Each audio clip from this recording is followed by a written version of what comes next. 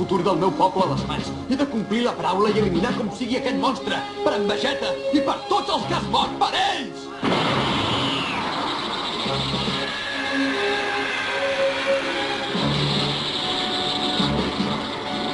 És l'última oportunitat. No puc permetre deixar-la passar. No oblido la promesa que vaig fer en Vegeta i compliré la paraula!